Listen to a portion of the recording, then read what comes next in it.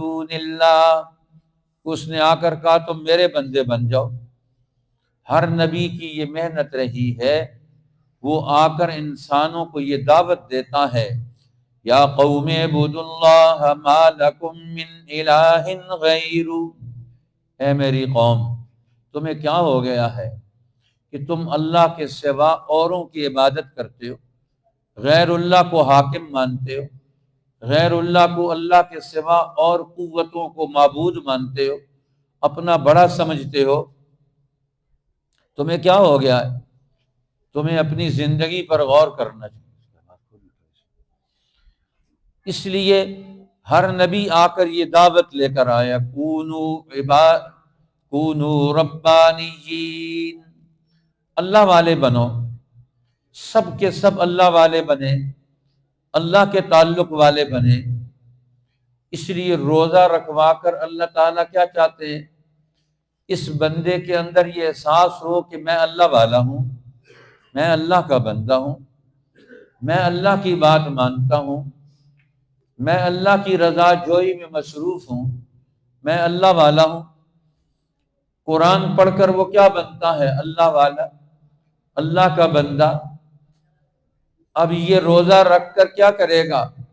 جی اپنی مرضی کو، اپنی خواہش کو جی اللہ کی مرضی پر قربان کر دیتا ہے۔ اب یہ انسان کا کمال ہے کہ اس میں ابدیت کا کمال پیدا ہو، یہ کمال ابدیت آئے۔ اب روزہ انسان کو بندہ بناتا ہے، اللہ کا فرما بردار، فرما شعار، اس کا تابع دار، اس کے حکم کا وفادار بناتا ہے۔ اور قرآن حکیم وہ انسان میں اللہ، اس کے دل و دماغ میں اللہ کی عظمت پیدا کرتا ہے کہ اللہ کون ہے، کیوں ہم اس کا حکم مانیں، ہمیں یہ قرآن سمجھاتا ہے۔ اس لیے قرآن حکیم کے پڑھنے سے انسان کے دل و دماغ میں اللہ کی عظمت پیدا ہوتی ہے، اللہ کی طرف رخ پیدا ہوتا ہے۔ جب قرآن پڑھا جاتا ہے یہ دلوں کو کھینچ کے لے آتا ہے، اس کی بڑی تاثیر ہے۔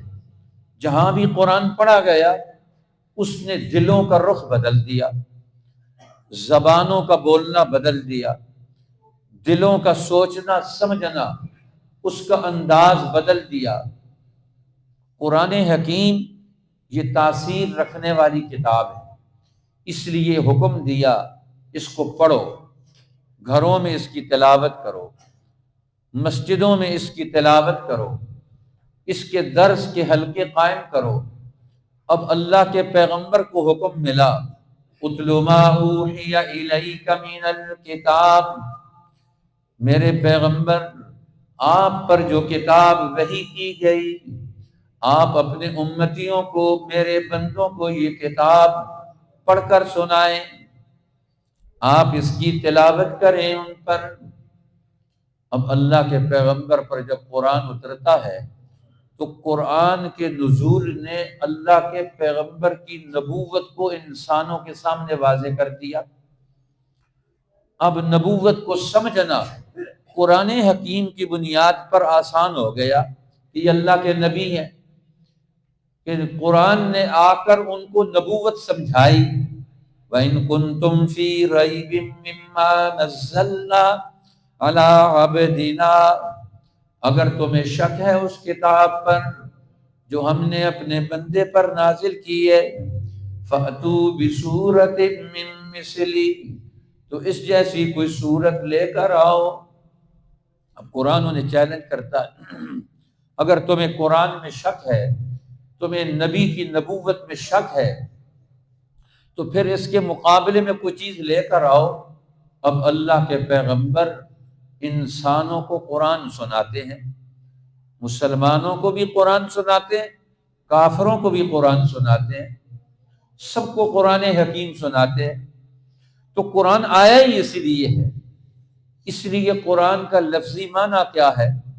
قرآن قرأ سے ہے، پڑھی جانے والی کتاب، اور قرآن مبالغے کا صیغہ ہے کہ جس کتاب کو کثرت کے ساتھ پڑھا جائے، بہت زیادہ پڑھا جائے۔ اب یہاں تک کہ قرآن حکیم کو اللہ تعالیٰ نے نزول تو اس کا دنیا میں رسول اللہ کی آمد پر ہوا، لیکن وجود تو اس کا معنوی وجود، اس کا علمی وجود، وہ تو کائنات کی تخلیق کے ساتھ ہی وجود میں آ گیا۔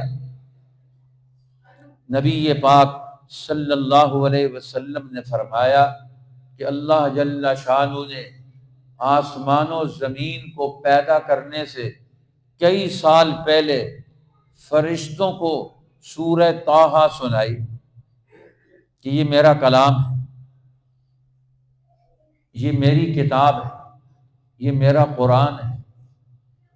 تو جب یہ اس فرشتوں کو سنایا تو فرشتوں نے قرآن سنتے ساتھ ہی سب سے پہلے ان کی زبان سے جو جملے نکلے وہ کیا تھے؟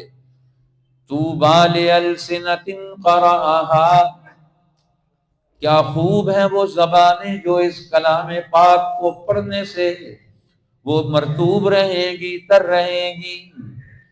طوبیٰ لألسنۃ قرأہا، کتنی خوبصورت ہیں وہ زبانیں جو اس کلام حق کی تلاوت کریں گی، اسے پڑھیں گی۔ طوبیٰ لأجواف حملہا، کتنے بہترین ہیں وہ دل جو اس کے معنی اور مطلب سے، اس کی حکمت سے، اس کے مشن اور پروگرام سے لبریز ہوں گے۔ طوبیٰ لأجواف حملہا، کتنے خوبصورت ہیں اور بہترین ہیں وہ دل جس میں اس کلام مجید اور قرآن حکیم کا علم سمایا ہوا ہے۔ وہ بولتے ہیں تو قرآن حکیم حق کتاب کی ترجمانی کرتے ہیں، وہ سمجھتے ہیں اور غور کرتے ہیں تو اللہ کے قرآن پر غور کرتے ہیں۔ فقہا ہے جو مسلسل قرآن حکیم پر غور کرتے ہیں۔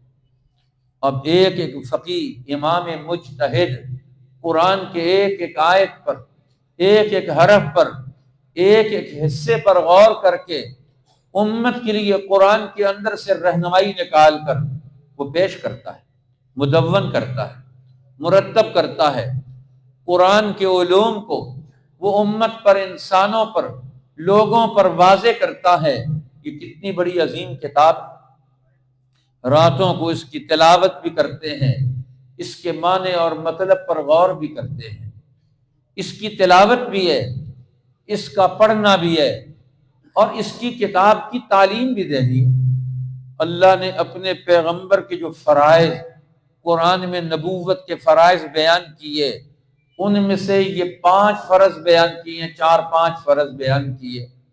ابراہیم علیہ السلام کعبۃ اللہ کی تعمیر کے وقت دعا مانگ رہے ہیں تو وہ دعا بھی یہی ہے، ربنا وابعث فیہم رسولا، اے میرے رب کعبۃ اللہ تو میں نے بنا دیا، تیرا گھر تعلیم گاہ اور تربیت گاہ، عبادت گاہ تو میں نے بنا دی، اب اس عبادت گاہ کا امام بھی، اس کا مقتدا بھی، اس شہر علم کا استاد اور معلم بھی، اس خانقاہ اور تربیت کا مرشد اور پیر بھی، اور نبی اور رہنما بھی۔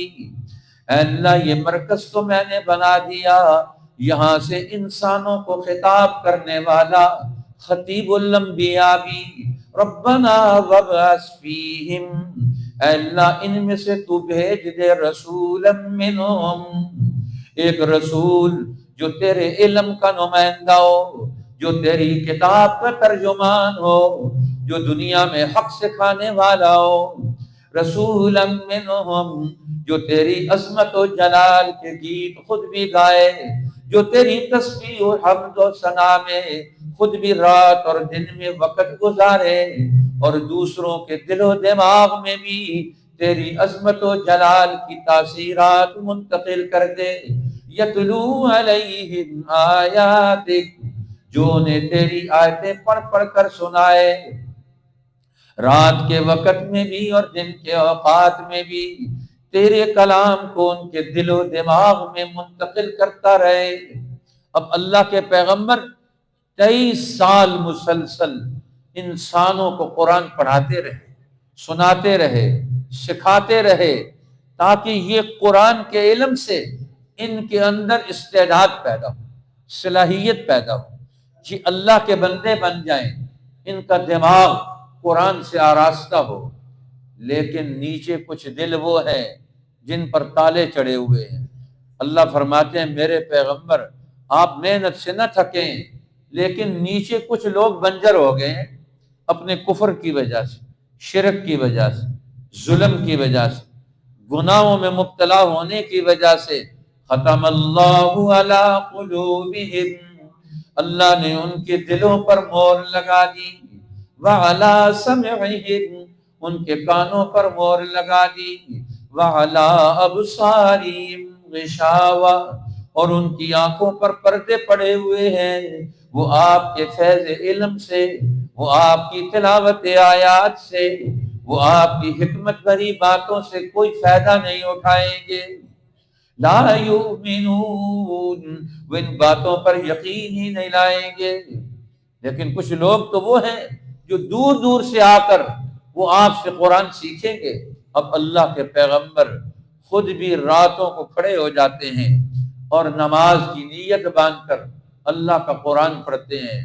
یا ایھا المزمل، اے کملی میں لپٹنے والے، یا ایھا المزمل، اے قرآن کے علم پر اپنی صحبت و تربیت سے اپنے زمیل، اپنے دوست، اپنے ممبر تیار کرنے والے، قم اللیل الا قلیلا، اب راتوں کو کھڑے ہو جائیں، راتوں کو کھڑے ہو کر اب اللہ کا قرآن ذرا پڑھ کر ان کو سنائیں۔ اب قرآن کی تاثیر پیدا ہوتی ہے، یہ دلوں کی ہستی اور بستی کو یہ آباد کرتا ہے۔ بنجر زمین کو جب قرآن کا پانی لگایا جاتا ہے تو پھر انسانوں کی بنجر زمین جو شیطان اس کو برباد کرتے ہیں، اب اس کے اندر سے جڑی بوٹیاں نکالی جاتی، زہریلے بیج نکالے جاتے ہیں، اور پھر وہاں قرآن کا بیج لگایا جاتا ہے۔ اب پھر قرآن حکیم نبی کی صحبت سے دل پاک ہوتے ہیں اور پھر ان میں قرآن اترتا ہے۔ اس لیے اللہ جل شانہ نے رمضان کی راتوں کی عبادت وہ قرآن کی تلاوت نماز کے اندر رکھی، اور دن کی عبادت روزہ رکھا ہے۔ اس لیے روزہ کہتے ہیں مانجنے کو۔ یہ دن کے وقت میں اپنی خواہشات کو کنٹرول کر کے بندہ کیا کرتا ہے، اپنے دل کو اندر سے مانجتا ہے، صاف کرتا ہے۔ روزے کا کام ہے صفائی کرنا، تصفیہ کرنا، اندر سے سارے گند بلا کو صاف کرنا، شیطانوں کے اثرات کو دور کرنا۔ اب جب پورے دن بھر کی محنت سے روزہ رکھ کر انسان کے دل کا برتن صاف ہو گیا، پاک ہو گیا، اب اس میں کیا چیز ڈالنی ہے؟ اب اس میں اللہ کا قرآن ڈالنا ہے۔ اس لیے ایک صاحب قرآن، ایک حافظ قرآن، ایک حامل قرآن، ایک عالم قرآن، ایک قاری قرآن، اب اس کو کہا جاتا ہے کہ اب ذرا تو قرآن پڑھ۔ اب ان کے دلوں میں قرآن وہ اترتا چلا جائے، جس طرح پہلی دفعہ یہ قلب محمد پر، رسول اللہ کے دل پر قرآن اترا تھا، آج ہر دل کے اندر قرآن اتر جائے۔ آج ہم نے اپنے دلوں کے اندر قرآن اتارنا ہے۔ جبریل نے قرآن تو امام الانبیاء کے قلب اطہر پر نازل کیا اللہ کے حکم سے، اور اب اللہ کے پیغمبر کے حکم سے ہم نے اس قرآن کو خود اپنے دل کے اندر اتارنا ہے۔ ابھی تو یہ کلام کے اندر ہے، کچھ لوگوں کی زبانوں اور سینوں کے اندر ہے۔ اب ہمارے اندر بھی قرآن ہے کہ نہیں ہے؟ اب ہمارے اندر بھی قرآن آئے، امت کے ہر طبقے کے اندر قرآن آئے، یہ ایک لازمی اور ضروری چیز ہے۔ اس لیے مولانا عبید اللہ سندھی رحمۃ اللہ علیہ فرماتے ہیں قرآن حکیم کی تعلیمات کا لازمی حصہ، فرض حصہ، جس سے نماز درست ہو جائے، اتنا حصہ سیکھنا ہر مسلمان پر فرض ہے کہ وہ نماز میں تلاوت کرے اس کی۔ اب نماز قرآن کے بغیر تو نہیں ہوتی۔ اب ساری زندگی گزر گئی تو ہم نے صرف بچپن میں الحمدللہ اور قل هو اللہ احد یاد کرائی تھی، ساری زندگی الحمدللہ اور قل هو اللہ احد پر ہی گزارتے ہیں. اس کے بعد ہم نے کوئی کوشش نہیں کرنی کہ ہمارے اندر قرآن آ جائے. اب ہر گھر کے اندر سے قرآن کی آواز آئے، ہر مرد اور عورت کی زبان اور دل و دماغ سے قرآن نکل رہا ہو. پہلے داخل کریں گے تو نکلے گا. ہم نے اس کو اندر داخل کرنے کا پروگرام ہی کوئی نہیں بنایا. اب اللہ کے رسول نے کا پروگرام بنایا کہ نماز میں کھڑے ہو کر اسے سنیں گے تو اندر جائے گا. اب مکہ والے کیا کرتے تھے؟ قرآن سنو ہی نہیں، سنو گے تو اندر جائے گا. انہوں نے کہا قال الذین کفروا لا تسمعوا لهذا القرآن والغوا فیہ لعلکم تغلبون. کافر کہتے ہیں مت سنو یہ قرآن. جہاں اللہ کے پیغمبر قرآن پڑھتے ہیں لوگوں کو وہاں سے بھگا دیتے ہیں. لا تسمعوا لهذا القرآن والغوا فیہ، اور جہاں پڑھا جائے وہاں شور مچاؤ، لوگوں کو مصروف کر دو، یہ اللہ کا قرآن نہ سنے. اب قرآن یہ سب سے پہلے دوسروں سے سنا جائے. نبی یہ پاک کی مجلس لگی ہوئی ہے، صحابہ کرام بیٹھے ہوئے ہیں. حضرت ابی بن کعب رضی اللہ تعالیٰ عنہ قرآن پاک کے بڑے قاری ہیں. حضور نے فرمایا اقرأہم ابی بن کعب، سب سے زیادہ خوبصورت قرآن پڑھنے والے سمجھنے والوں میں یہ میرے انصاری صحابی ابی بن کعب ہے. اقرأہم ابی بن کعب، یہ ابی بن کعب ہے. اب وہ بیٹھے ہوئے، حضور نے فرمایا ابی بن کعب تم مجھے قرآن سناؤ. انہوں نے کہا یا رسول اللہ میں آپ کو قرآن سناؤں؟ وعلیک انزل، قرآن تو آپ پر نازل ہوا ہے، آپ تو پہلے قرآن کے حامل آپ ہیں. آپ کے دل و دماغ میں اللہ نے قرآن کو جمع کر دیا، محفوظ کر دیا. دنیا میں قرآن کتاب کے اندر بعد میں محفوظ ہوا، سب سے پہلے پیغمبر کے قلب اطہر میں محفوظ ہوا.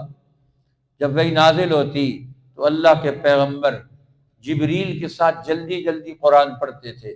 تو اللہ نے فرمایا میرے پیغمبر لا تحرک به لسانک لتعجل به، آپ اپنی زبان کو جلدی جلدی مت ہلائیں جب ہمارا قاصد اور رسول جبریل آپ کو قرآن سنائے، کہ آپ جلدی کر لیں اس کو یاد کرنے میں، کہیں رہ نہ جائے.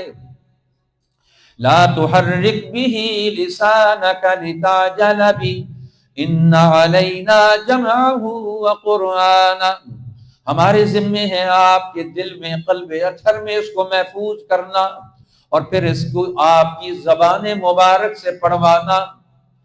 ثم ان علینا بیانہ، پھر اس کا بیان بھی ہمارے ذمے ہے، ہم آپ کے قلب میں اس کا بیان بھی القاء کریں گے. اب اللہ کے پیغمبر فرمایا ٹھہر کر غور سے سنیں قرآن. آج ہم کس کا قرآن سنتے ہیں کوئی پتہ ہی نہیں. ہر آدمی کو کسی اچھے استاد سے قرآن پاک پہلے ان کی محفل میں مجلس میں بیٹھ کر قرآن سننا چاہیے. آج مسلمان کے پاس اس کا وقت ہی نہیں ہے. صحابہ کرام وقت نکال کر نبی یہ پاک کی مجلس میں آتے، اور وہ نہیں ملتے تو دیگر صحابہ جو قرآن پڑھے ہوئے ہیں ان کے پاس بیٹھ کر قرآن پڑھتے سیکھتے ہیں.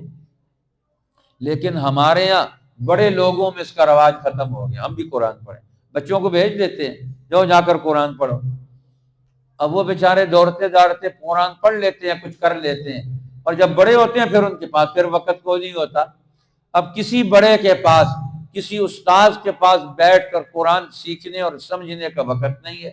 یہ بہت بڑا المیہ ہے کہ آج مسلمان اپنی کتاب سے محروم ہو، اس کی تلاوت سے محروم. اور فرمایا یہ پہلی ڈیوٹی ہے یتلو علیہم آیاتہ، یتلو علیہم آیاتہ، آپ وہ پیغمبر آ کر ان کو تیری آیتیں پڑھ کر سنائے. وَيُعَلِّمُهُمُ الْكِتَابَ، اور ان کو اس قرآن کی اس کتاب کی تعلیم دے، اس کا علم سکھائے. وَالْحِكْمَةَ، اور اس کی حکمت اور دانائی کی باتیں بھی انہیں بتلائے. وَيُزَكِّيهِمْ، اور اپنی صحبت سے ان کے دل و دماغ کو پاک اور صاف کر دے. اب یہ نبی کی ڈیوٹی تھی، قرآن حکیم کی تلاوت کر کے لوگوں کو سنانا۔ اب کتنے لوگ قرآن سن کر مسلمان ہو گئے۔ عطا اللہ شاہ صاحب بخاری کو انگریزوں نے آزادی کی پاداش میں جیل میں ڈال دیا۔ اب جیل میں ان پر مشقت واجب تھی کہ ان کو دے دیا جیل والوں کے لیے گندم پیسنی ہے، آٹا تیار کرنا ہے۔ ہمارے ان اولیاء اللہ نے، علماء ربانیین نے اس 200-250 سال میں قرآن کی تعلیم کو زندہ رکھا ہے۔ گھروں میں، مسجدوں میں، مدرسوں میں، تعلیم گاہوں میں، عبادت گاہوں میں، تربیت گاہوں میں۔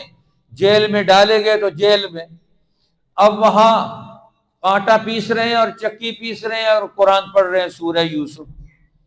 اب پڑھ رہے ہیں، رات کا سناٹا ہے، آخری وقت ہے، مشقت بھی کر رہے ہیں اور ساتھ قرآن بھی پڑھ رہے ہیں، دونوں کام جاری۔ کچھ دیر گزری تو جیلر آ گیا، کہنے لگا شاہ جی بس کرو، اب تو یارہ نہیں رہا کہ کہیں اب قرآن سن سن کر دل پھٹنے کو ہے، اب تو جی کرتا ہے مسلمان ہو جاؤں۔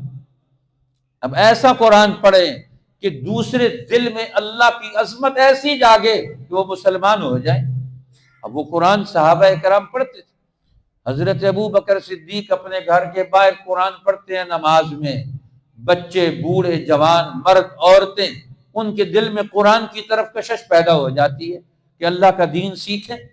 آج نہ مسلمان خود ایسا پڑھتے ہیں، نہ دوسروں کو کشش دلانے کے لیے قدم اٹھاتے ہیں۔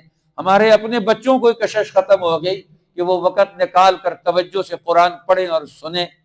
اب اتنا بڑا انتظام امت میں ہوتا ہے قرآن سنانے کا نماز تراویح میں، اب سننے والے غائب ہو گئے، مسجدیں خالی ہو گئیں کہ قرآن سننے والا ہے ہی کوئی نہیں۔ اور پھر تعلیم و تربیت دونوں طرف ختم ہو گئی، سنانے والوں میں بھی، اب سننے والوں میں بھی اہتمام ختم ہو گیا۔ اب یہ بہت بڑا المیہ ہے کہ مسلمان تلاوت قرآن سے محروم ہو رہے اور اس کے لیے ان کے پاس وقت ہی نہیں۔ وقت تو لگا رہے ہیں، کہیں نہ کہیں صرف کر رہے ہیں۔ ہمارے نوجوان رات کو لے کر لیٹ نائٹ تک ساری رات گزار دیتے ہیں، لیکن قرآن کے ساتھ کوئی رات گزارنے کے لیے تیار نہیں۔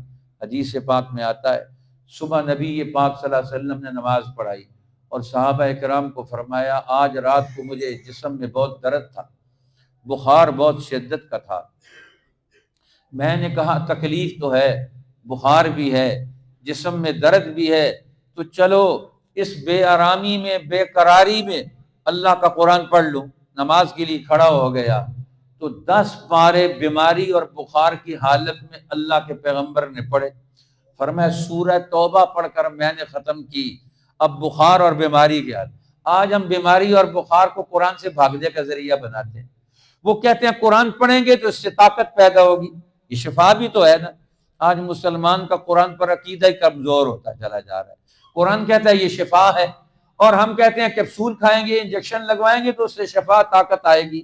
تو قرآن پڑھنے سے بھی تو طاقت آتی ہے، اس کو سننے سے بھی طاقت آتی ہے۔ آج ہمارا عقیدہ کمزور ہو گیا قرآن پر۔ اللہ تعالی ہمیں قرآن کی طرف رجوع عطا فرمائے، اس ماہ مبارک کو قیمتی بنا لیں۔ کچھ دن باقی ہیں، رات کو کسی اچھے صاحب قرآن جو صاحب دل بھی ہو اس کے پیچھے کھڑے ہو کر ذرا قرآن سنیں، قرآن سمجھنے کی کوشش کریں۔ جب قرآن پڑھا جاتا ہے تو اللہ تعالیٰ کی تجلیات، رحمتیں اترتی ہیں، وہاں جتنے لوگ موجود ہوتے ہیں انہی پر اترتی ہیں۔ آج ہم جہاں قرآن کی رحمتیں اترتی ہیں وہاں سے ہم غائب ہو جاتے ہیں، تو کس گھر میں قرآن کی رحمت آئے گی؟ کس دل پر قرآن کا تجلیات کا نزول ہوگا؟ ہم نے اپنے آپ کو کھڑا ہی نہیں کیا۔ اللہ تعالی ہمیں قرآن حکیم کی مجلس میں واپسی نصیب فرمائے۔ آج سے نیت لے کر جائیں کہ انشاءاللہ یہ گھنٹہ 1.5 گھنٹہ ہم رات کو قرآن کو دیں گے، اس میں تھکاوٹ نہ محسوس کریں، اگلا دور بڑا آئے گا انشاءاللہ۔ اپنے آپ کو کھڑے نہیں ہو سکتے بیٹھ کر سن لیں، بیٹھنے میں تو کوئی حرج کی بات نہیں ہے، نیچے نہیں بیٹھ سکتے ہیں چیئر پر بیٹھ جائیں۔ کتنے لوگ اب نماز پڑھتے ہیں بیچارے معذور ہیں، چیئر پر بیٹھ کر پڑھتے ہیں، تو اہتمام تو کریں، کچھ تو ہم کر کے دکھائیں۔ اللہ ہمیں قرآن حکیم کے لیے اپنے آپ کو کھڑا کرنے کی توفیق عطا فرما دے۔ وآخر دعوانا الحمدللہ۔